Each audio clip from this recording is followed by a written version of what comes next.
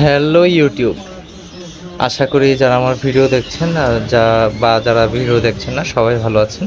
তো আজকে আমরা আলোচনা করব হোন্ডা এক্স ব্লেড 160 সিসির মডিফিকেশন নিয়ে।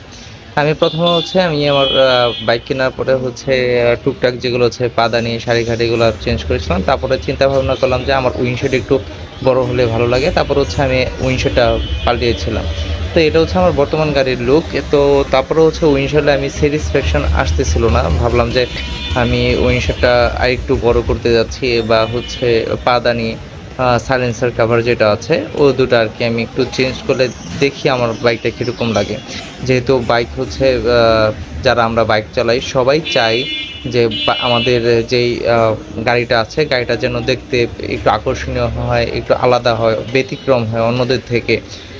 তো সেই ক্ষেত্রে গাড়িটার লুকটা যেন একটু চেঞ্জ হয়। তো এইটা আমি সবসময়, কিন্তু আবার এমন চিন্তা ভাবনা করি না যেটাতে মনে করেন যে আপনার গাড়ি এক্সপ্লেড না বুঝে অন্য গাড়ি বোঝা যায়, এরকম ধরনের চিন্তা ভাবনা করি না। চিন্তা ভাবনা করি যেহেতু আমি মোটামুটি ট্যুর দেই, তো সেই ক্ষেত্রে আমি চেঞ্জ করার চিন্তা ভাবনা করি। আর আমি সবসময় আমি আর গাড়ির পার্টসগুলো আমি বংশাল থেকে কিনে আনি। আমাদের এলাকার যেই ভাই আছে, আকরাম ভাই, ওনার মাধ্যমে আর কি এই জিনিসগুলো আমি ইনস্টলেশন করি। তো এই যে এটা আপনারা দেখতে পাচ্ছেন, এটা আমি সাইলেন্সার কাভারটা লাগিয়েছি। এটা মার্কেটে নতুন এসেছিল, তো এটা লাগালাম।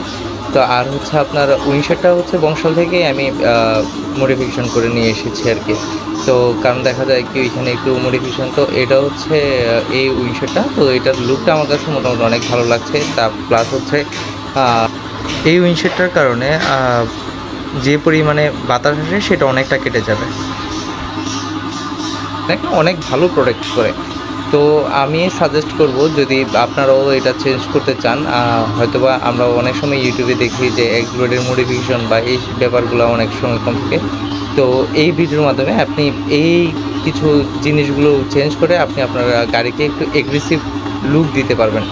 তো আশা করি যে আমার ভিডিওটা আপনাদের কাছে ভালো লেগেছে, বা যারা চেঞ্জ করতে চাচ্ছেন ওনাদের একটু উপকৃত হবে। চ্যানেলটি সাবস্ক্রাইব করে আমাদের পাশে থাকবেন। ধন্যবাদ সবাইকে। দোয়া করবেন, সেফলি রাইড করবেন। Thank you.